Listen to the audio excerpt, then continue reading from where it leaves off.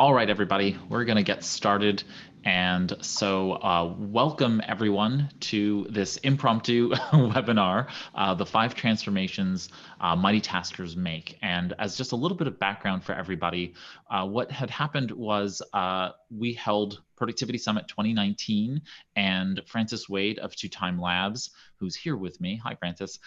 He presented two different sessions covering the first four transformations. And so I've actually embedded those inside of the Personal Productivity Club event. So you should see both of those sessions that you can watch and kind of catch up in. If even if you have not seen those, this will still be useful to you, but just know that those are there waiting for you to see. And so with that, this is the fifth transformation that mighty taskers, as Francis kind of defines it. And so, Francis, if you want to go ahead and introduce yourself to the folks who are watching, and then pull up your slides, and let's get started. Sure. My latest incarnation, my latest project is the Time Blocking Summit. And much of what I'll be sharing with you today actually comes from ideas that will be shared on the summit, which starts next week. So I'm going to share my slides.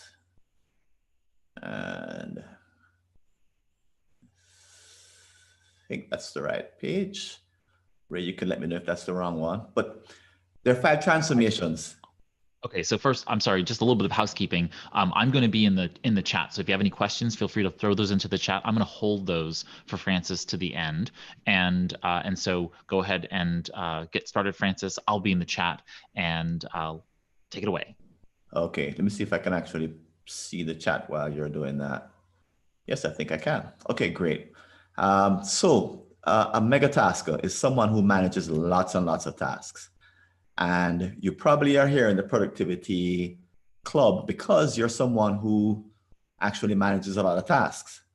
So today's presentation is for you and for the kinds of people who also come to time blocking summits and people who read books like Getting Things Done. And there are people who tend to be ambitious and very driven.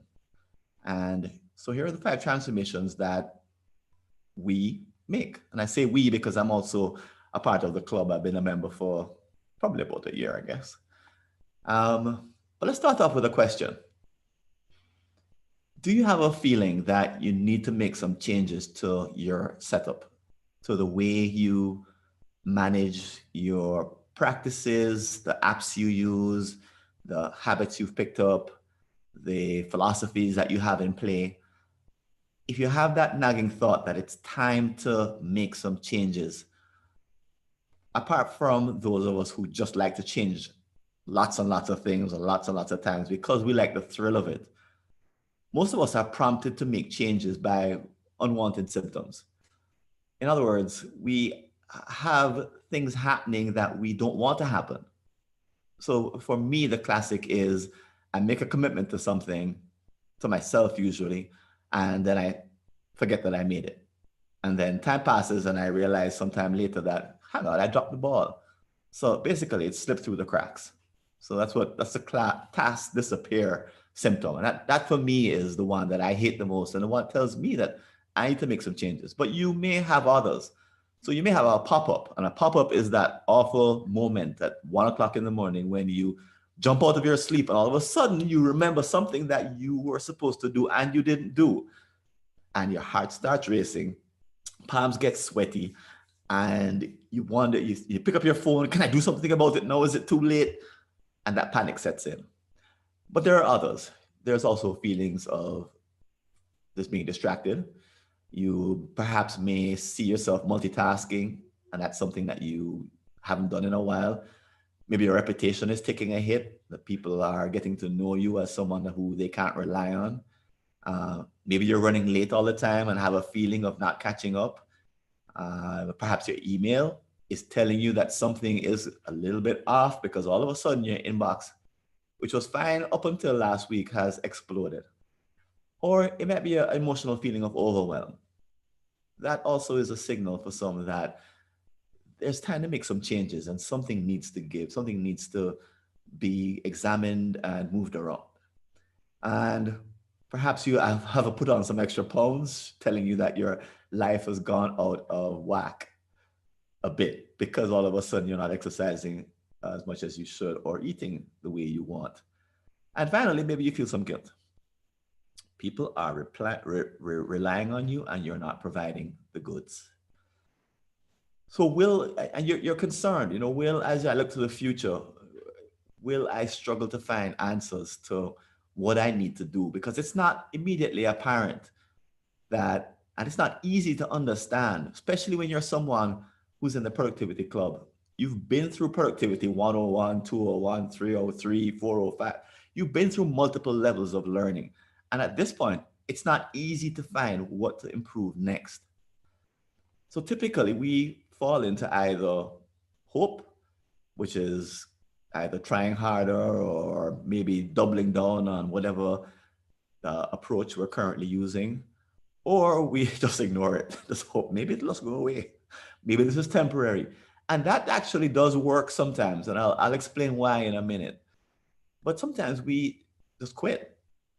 I've seen people quit jobs, quit relationships, quit clubs, quit hobbies, cut back on their aspirations. Or in other words, start to say a big no to some of the things that they really want to accomplish in life just because they now believe that that's the source of the unwanted symptoms. It's not, though, as we'll see in a moment. So there's a key assumption, and that key assumption is maybe you might say it's a primary reason why when people experience unwanted symptoms, they have a very difficult time. And the key assumption that they bring to the party is one that they use for other kinds of problems, which is that there's got to be a simple solution to this. And you hear that vein of thinking or that theme when you read productivity content, which says this is really simple, or this is easy, or it's just 3 steps, or you can implement this right away, or this is a hot tip that will take no effort or no practice. There's a tendency for us to make solutions sound simple. But in this world, that approach actually doesn't work. There's something basic that's missing that makes simple solutions not work. And I'm here today to tell you that the reason simple solutions don't work in the area of task management in particular is because there's a hidden improvement dynamic. There's something hidden in the way that we manage our tasks as human beings that's not apparent, that we are not taught. It's not written very much. It is buried in some academic research because I see glancing references to it, but that's not even curated in a way that you can understand or pick up easily unless you read a whole bunch of papers and understand where they're coming from and what the common knowledge is that they're basing their conclusions on. So what's this human hidden improvement dynamic? We'll get to it today. I'll tell you what it is in just a few minutes, but I'm going to tell you why no one understands this dynamic. Like I said, there's not enough applied research. A lot of it is theoretical, based on incorrect premises. We bring to it a stubbornness that what we're doing should work. We've picked up an approach that we've either learned from someone, copied from someone else, taught ourselves, or become stuck or wedded to a particular way of doing things. And sometimes even defensive that any other way could be the right way. We become a little bit dogmatic. And that stops us from seeing this hidden improvement dynamic. And then finally, there's also a thought that we're just doing whatever we're doing wrong, and we need to find out how to do it right. So pick up a book says do A, B, and C. You do A, B, and C. It doesn't work for you. And you think, I must be doing A, M, and P, not A, B, and C. So there's a additional push to find and do A, B, and C. But the truth is, you're already doing A, B, and C. A, B, and C doesn't actually work for you. And what's at play is this hidden improvement dynamic. So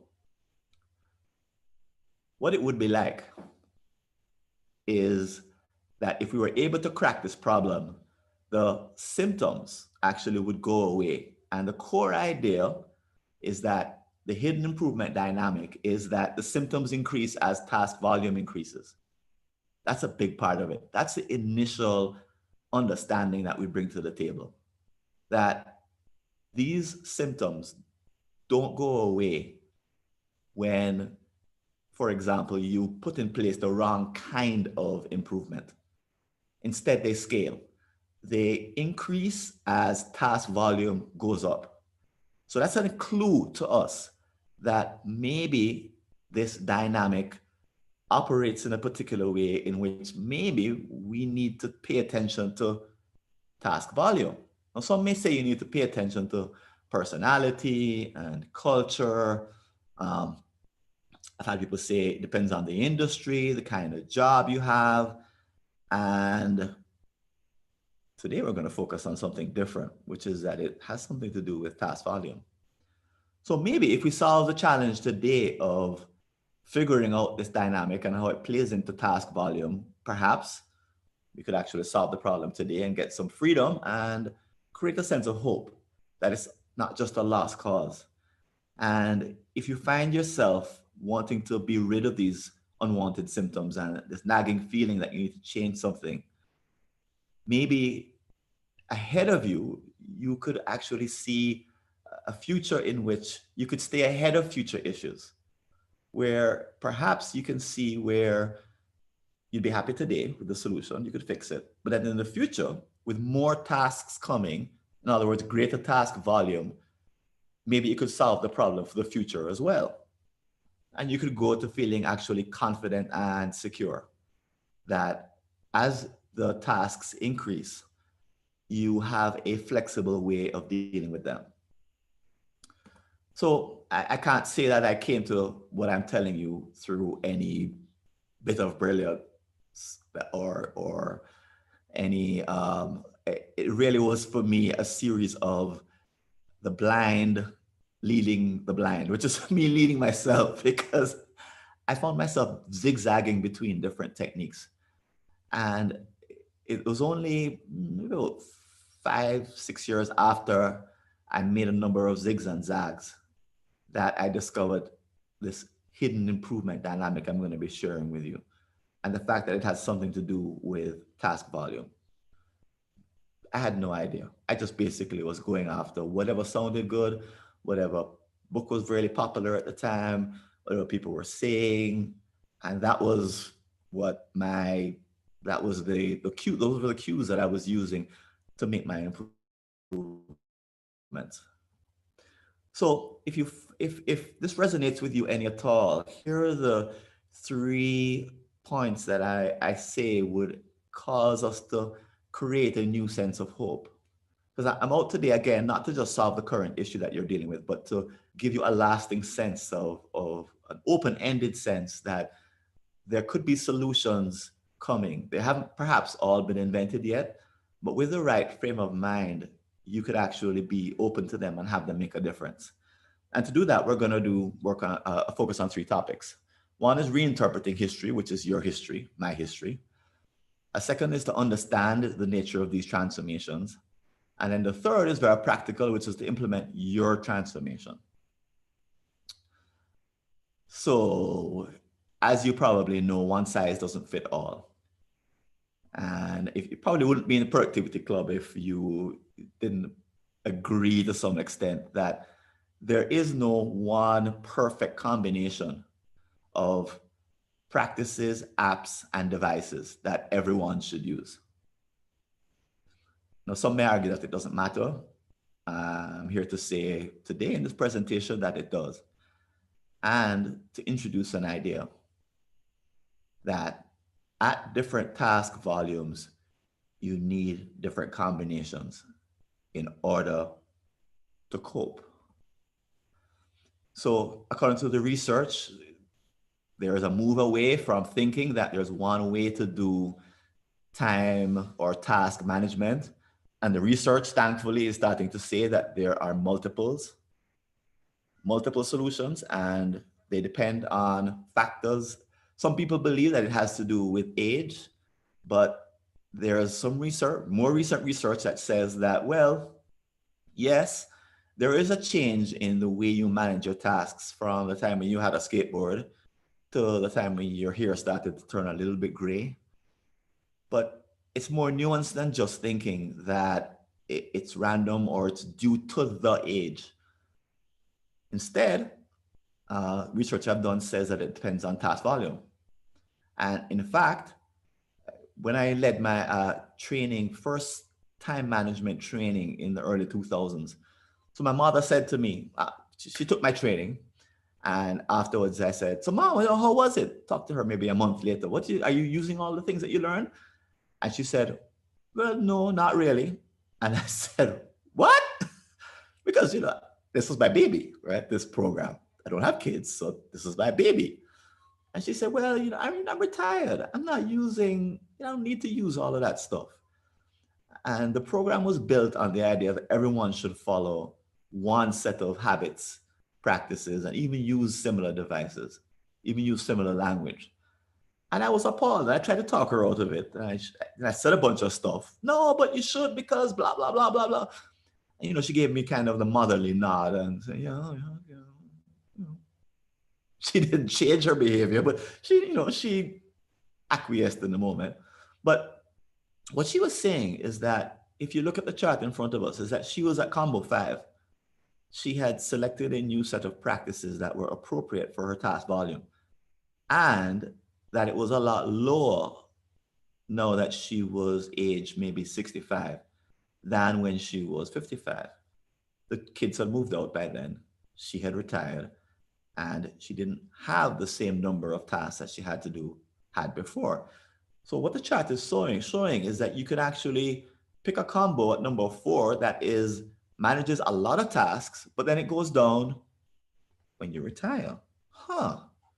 Some research showing this. So if you keep adding tasks, the big message today is that there is a predictable pathway that you would follow. So you may see that I changed the slide a little bit when it comes to defining the combinations, and I added a couple of additions over here on the left.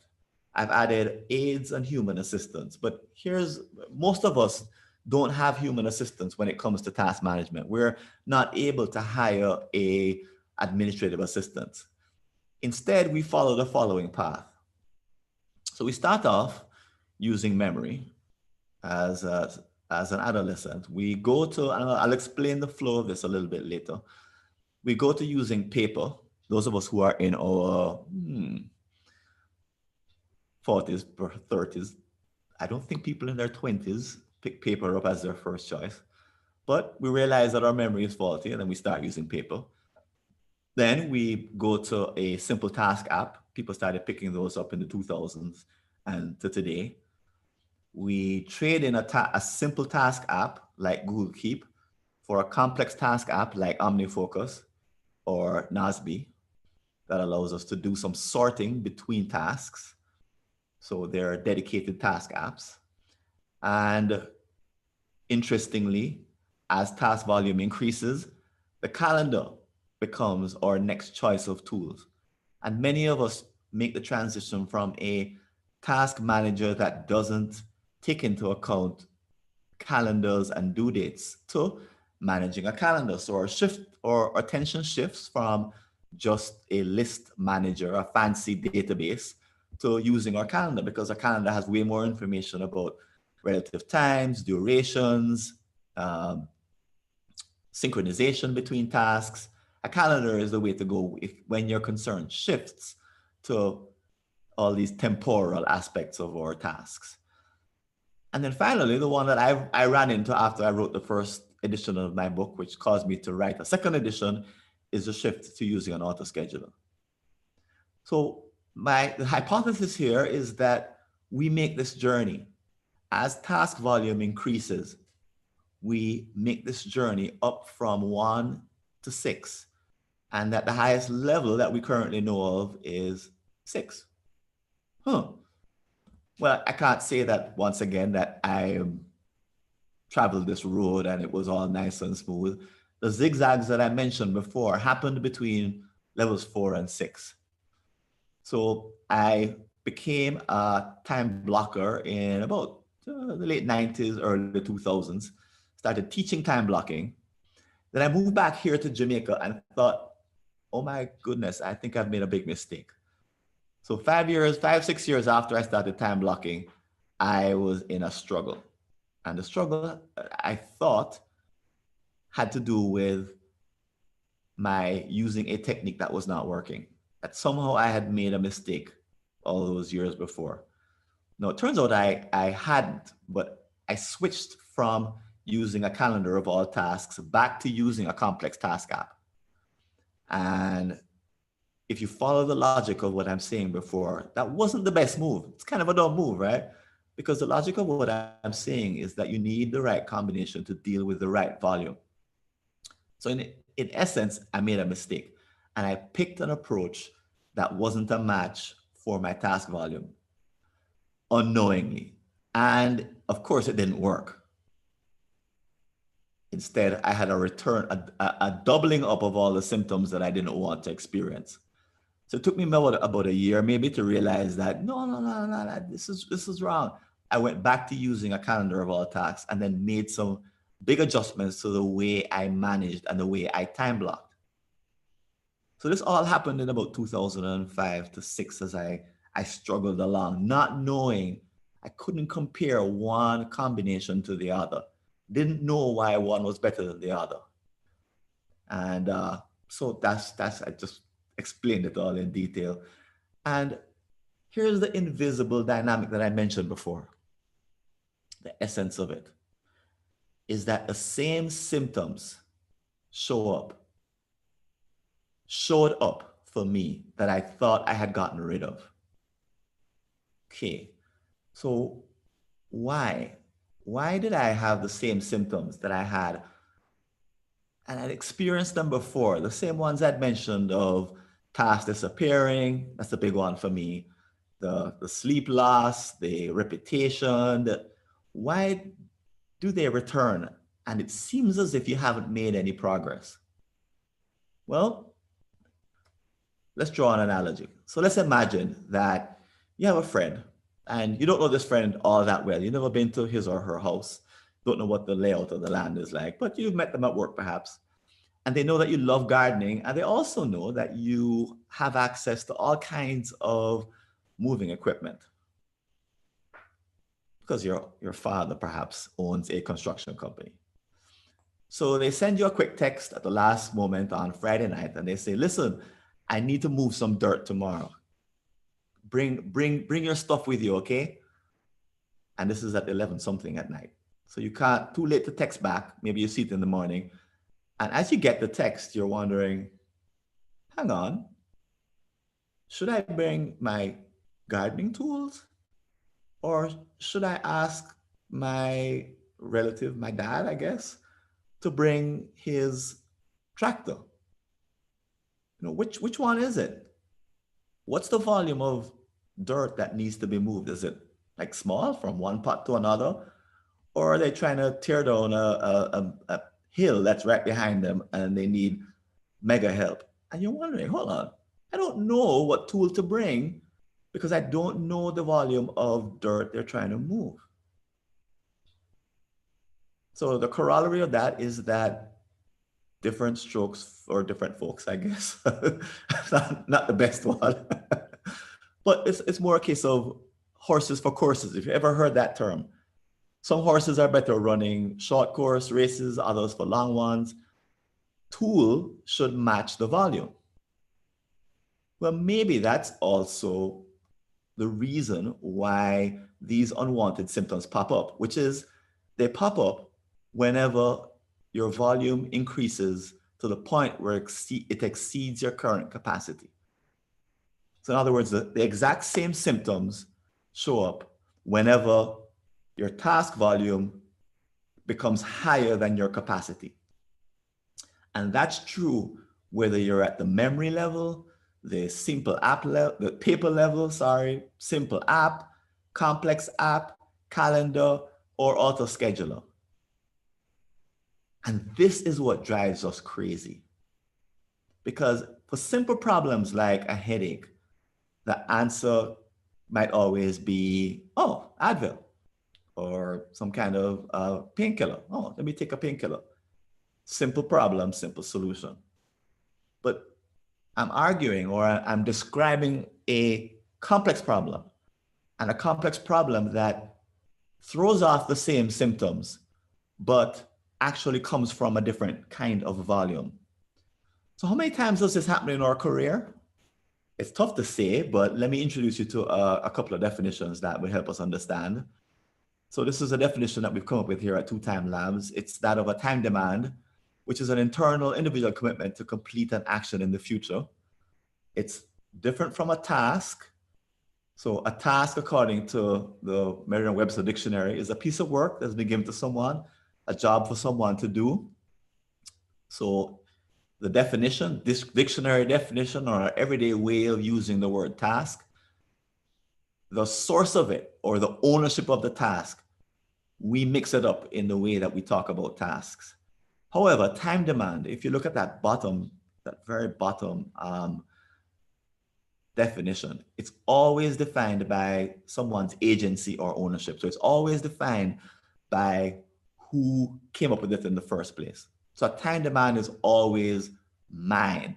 It can never be created by someone else. So it can't be given to me either.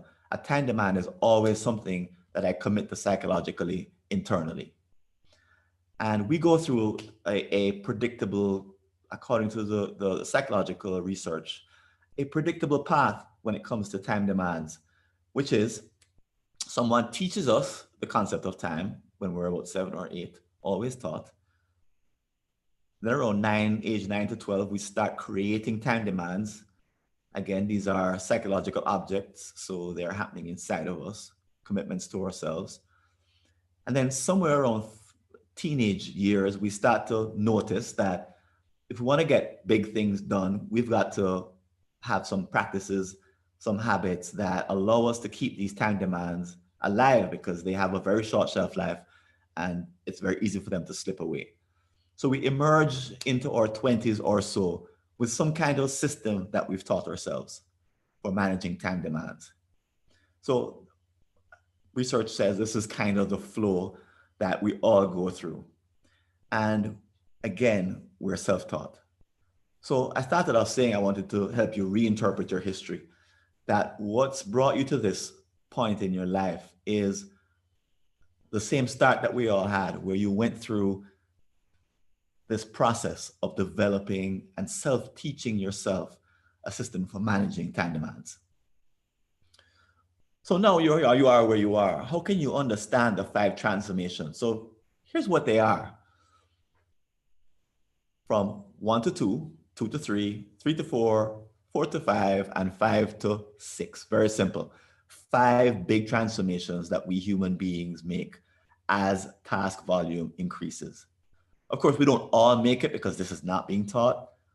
If we're lucky, we may look into the idea that we need different approaches as task volume increases. If we're lucky, someone will tell us that, oh no, Francis, you can't go back to a combination that works for a lower task volume. No, you need to move ahead and either improve what you're doing or look for a new solution. But we don't know this information. So I'm going to talk about the 5 transformations in a little bit more depth. And I'm going to break it down in these areas. As you see, we'll dig into each one, because unfortunately, they're all different. They're all weird in their own weird way. So the transition from memory to paper.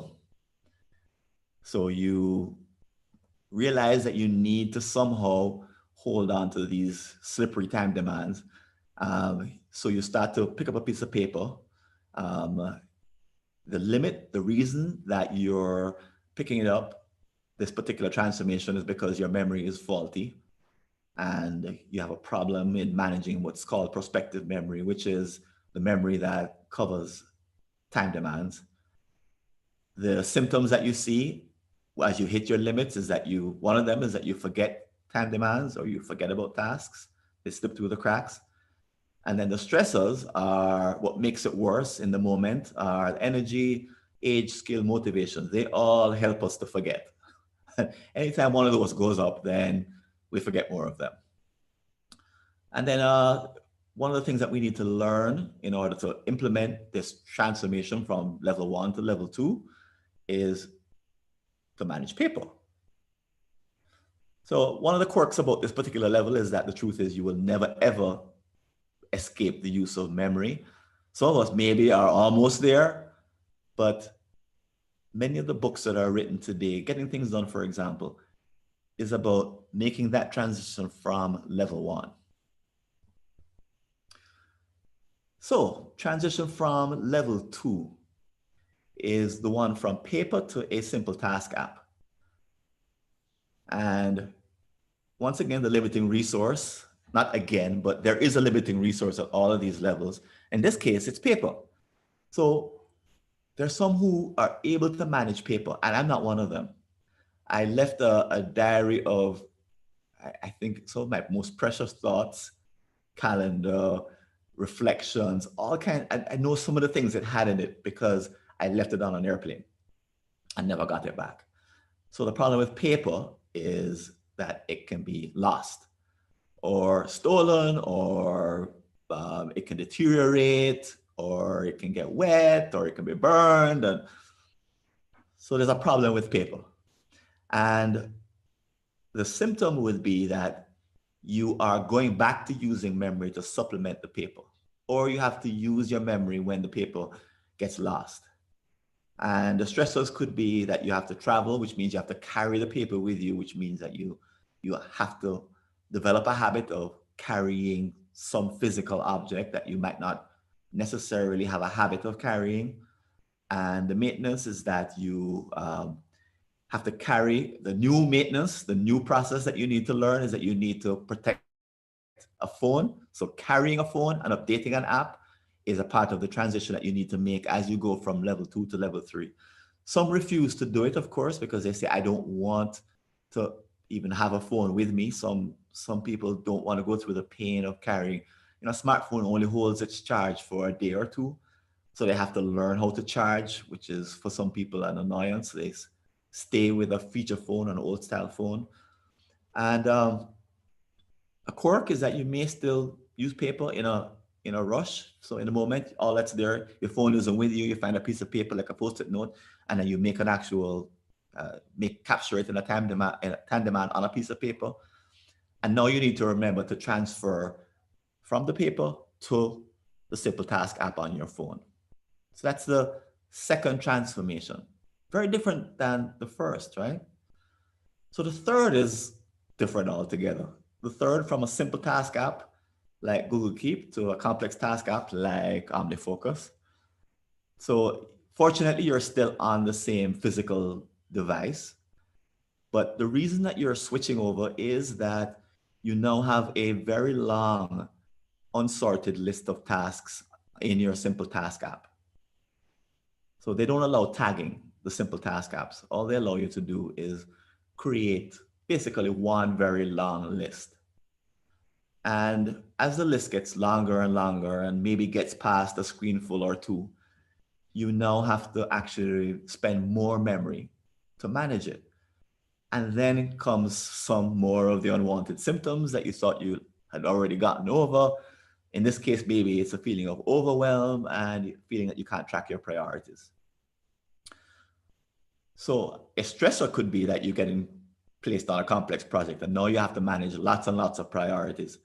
And using a simple task app is just very hard to do that. So the new maintenance activity you need to do with a complex task app is that you need to develop this new discipline of tags, using tags or contexts to manage these tasks. Okay.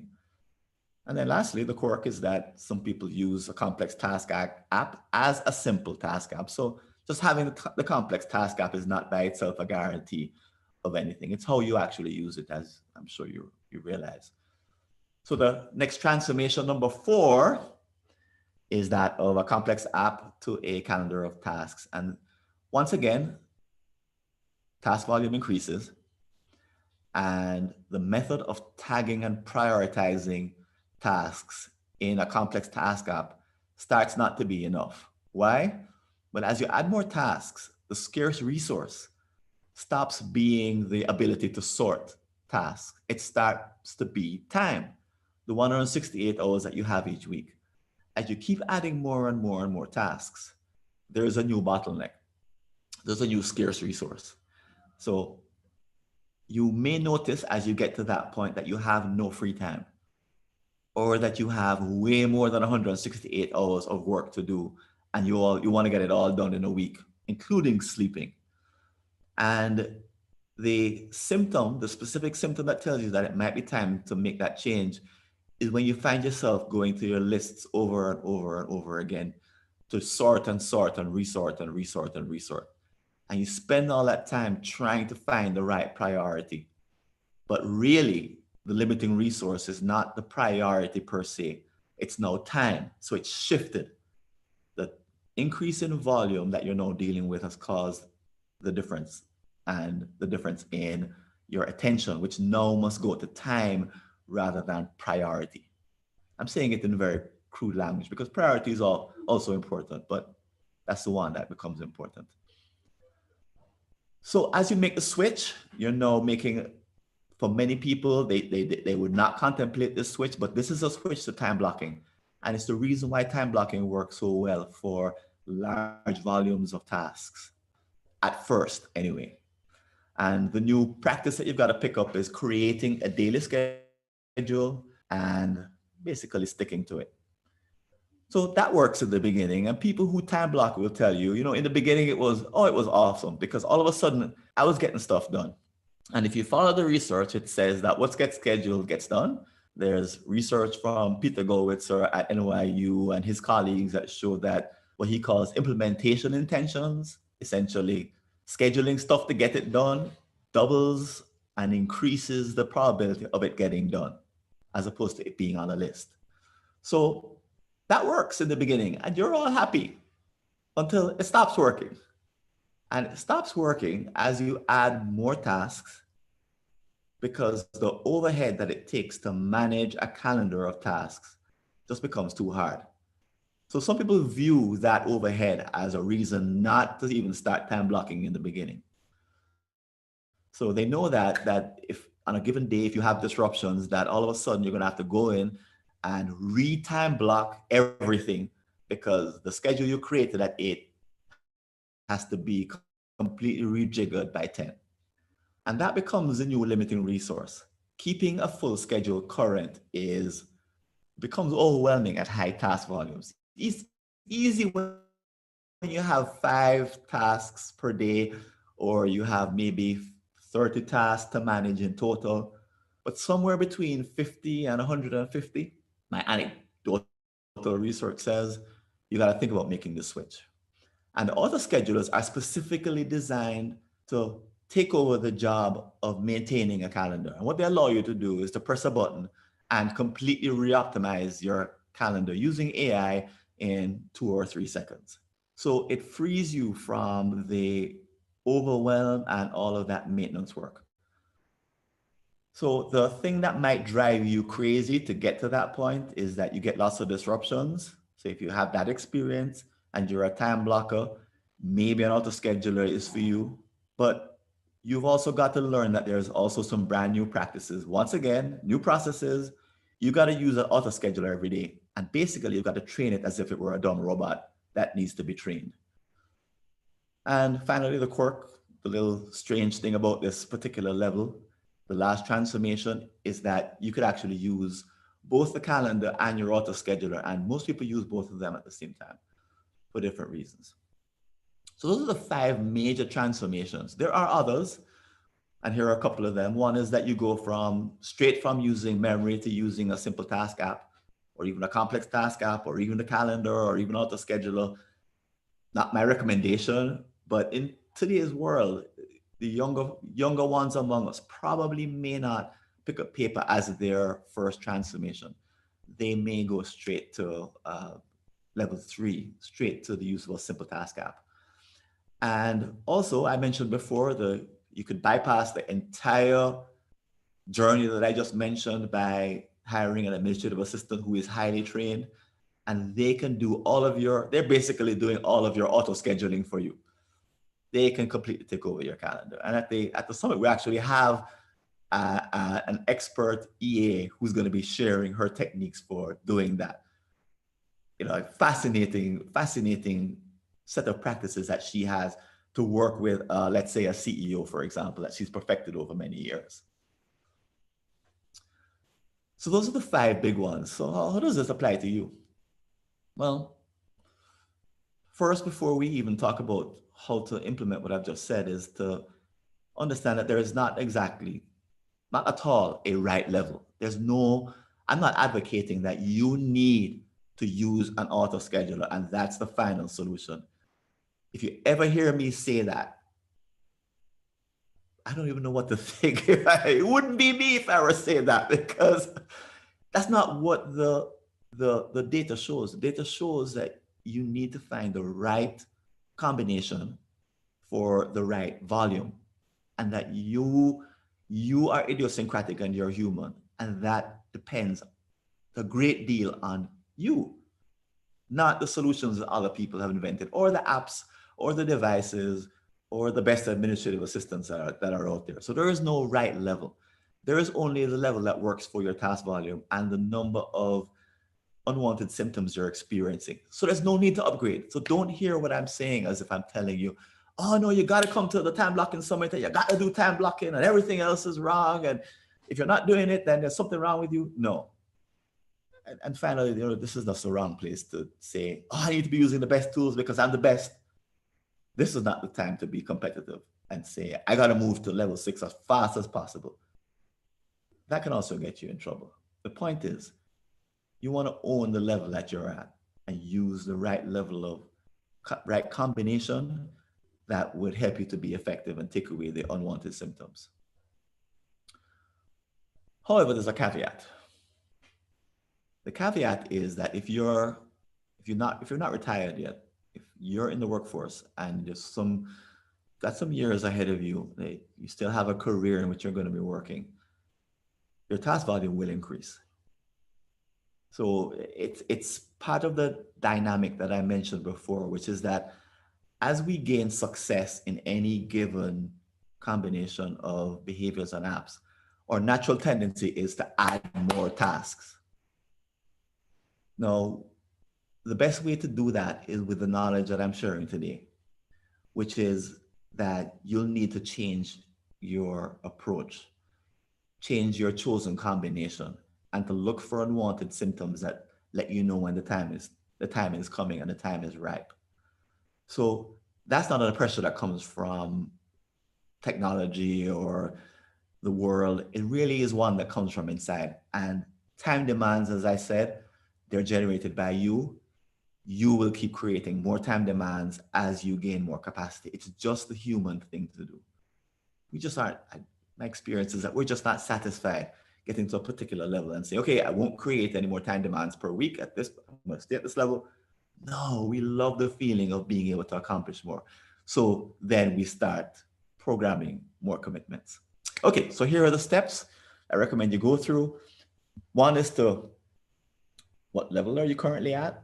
So I don't recommend that you jump to the next level immediately, but you actually ask another question. How many unwanted symptoms are you experiencing? If you're not experiencing any, don't change anything. Just be aware and be prepared for the time that comes when they show up. But right now, if they're not there, don't change a thing. However, here's the caveat. Do you think there will be an increase? Are you up for a promotion? Is your family going to have a couple of kids in the next couple of years? Is there a big project that you're about to go on? Or is there a hobby that you're involved in that's taken off? Do you want to start a side hustle, side business? Those could all be drivers of a big jump in time demands. And no, you've got to be wary and maybe even prepare yourself for, or even, forget about preparing yourself for the unwanted symptoms. You could prepare yourself in advance of the unwanted symptoms that you imagine are coming. So how do you prepare yourself if you need to make this shift? Well, at the core of all the work we do here at Two Time Labs and woven into the summit is this notion of Etaps. And I won't go into it here. It's covered actually in the materials that Ray just mentioned, because I went over this in detail at the summit, at the Productivity Summit last October. But very quickly, you start with an evaluation where you are now. You set some targets of where you want to be. And this is with respect to behaviors, apps, devices, routines. Then once you set some of these targets, you plan ways to close the gap between where you are and where you want to be. And you support the change with everything that would help you to be effective in making the transition. So that's enough to make the transition and the change. And I see we have a few minutes left, and I have I think 2 slides. And you had a feeling you wanted to make the change that perhaps we've been talking about. If you had that feeling, my recommendation is you follow the 3 steps. You reinterpret your history, understand it in this new light. You understand the transformations that go with increasing task volume, and you implement it by owning whatever level that you're at, anticipating what's coming in the future, and following the Etaps process to make some changes. So I want to invite you to a couple of things. One, of course, is the Mighty Taskers community. And this community is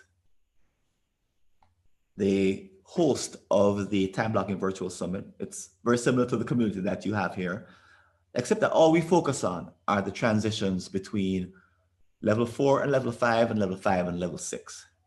Those are the 2 major transitions. And really, that's what the Time Blocking Virtual Summit is really focused on.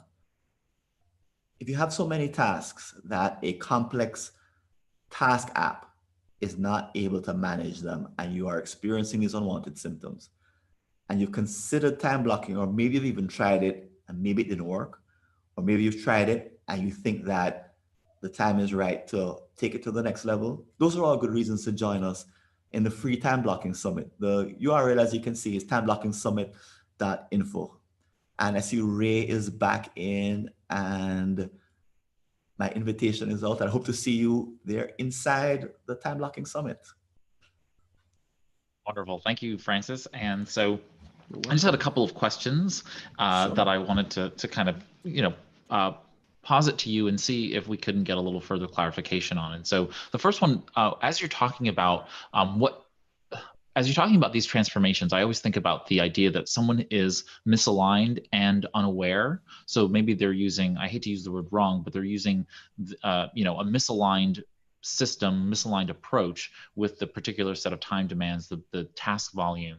And so how would someone who is potentially unaware, or maybe how do you introduce to someone who's unaware, your third party to them being unaware that they're not using the right approach?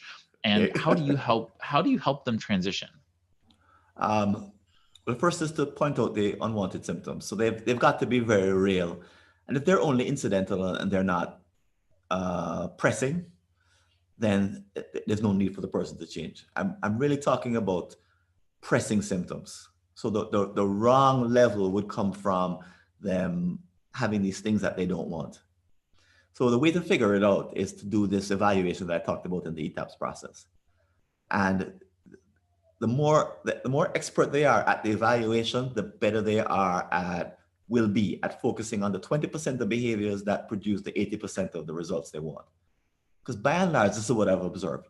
Most people are doing the right things, that 80% of what they're doing is right. There's a 20% that they need to focus on that they're not doing right. So the evaluation is the way to zero in on the 20% so that you get the 80% of the result from the 20%. But that takes a particular level of self-learning, self-diagnosis. I mean, as I said, without the self-diagnostic ability, what I did was I followed, what I was reading. I read an article, everybody else was doing it. It was a good book. And without it, I was lost. What I really needed to do was to develop my ability to diagnose my current symptoms and track them back to the behaviors. Like I said, we're not talking about a simple system like like filling a bottle with water. This is more like your car.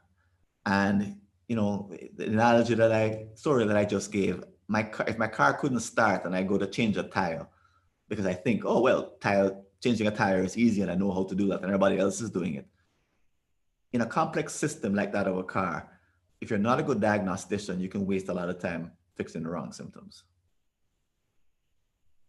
Totally understood. Totally understood. So you talked about the idea of transitioning from kind of that fifth and sixth step to auto schedulers. What are some auto schedulers that are out there on the market that that you've used and maybe that you recommend? Maybe not one specific one, but maybe just a few that are out there that do this kind of machine learning technology. Actually, not machine learning. They use what's called narrow AI, which is the sort of a very narrow robotic. They don't actually learn from past data, which is why they have to be trained so heavily. But the one I use is called SkedPal, and others that exist out there are, there's 8 of them, only 8 of them that we've identified. And I can't even remember all 8 off the bat, but Focuster, Sorted 3, Future Render, Flux Speed Schedule, Time Hero. The latest one that we've identified is called Butleroy. And then there's a new one that just came out whose name, it's not even out yet. That we asked them to come on to the summit and share what they've done. They said, we're not quite ready yet. Hold on, they're still on product hunt. So they're not quite in production yet. So I can't remember the name of the newest one. And that happened, I think in December that they actually came out on product hunt. Oh, that's fantastic. No, it's just good to give people some suggestions of different apps that they can go check out and see if those are things that Absolutely. are, if they're at that point in their journey, Right. if they want to look at some of the options. I think SkedPal is a good first start, and then they can look at these others as well. Right. I We know. actually, sorry, No, go go ahead. Go ahead. ahead. We actually provide a comparison. We did a comparison about a year ago, and if folks who attend the summit can access that comparison, um, they'll see a table and all of the criteria that Dr. Melanie Wilson and I used to compare the 6 auto schedulers that existed at the time. The first known comparison between them, and people have said it's really useful. They may not agree with our conclusion, which is fine, but the attributes that we looked at in depth are the ones that people want to consider for themselves. Fantastic, fantastic. So I wanted to just put in this final plug for the time blocking summit that is coming up on March 5th through the 7th, and I'll actually be giving a session on both active and passive tracking of time. I think one of the huge or the most important aspects to me in understanding how time demands work in Francis's language is understanding how we use our time. And there are really great techniques out there to be able to, techniques and software to be able to understand that. So I'm looking forward to presenting those 2 sessions at the Time Blocking Summit. So join me, register for free, and join Francis for the summit with me. So that being the case, thank you, Francis, for joining me here for this little impromptu session. This is a lot of fun. It's been Hopefully you great. all got something out of it. And I'm going to, let's see, stop this. And wonderful. So I hope you all have enjoyed the session. Feel free to ask questions, post questions in the comments inside of the Personal Productivity Club event. And I'm going to try and do more of these webinars. Maybe not impromptu. I'll probably schedule more of these going forward. But hope to see you at the Time Blocking Summit. Thank you again, Francis Wade from 2Time Labs, and we'll see you all later. Take care. Thanks, everyone.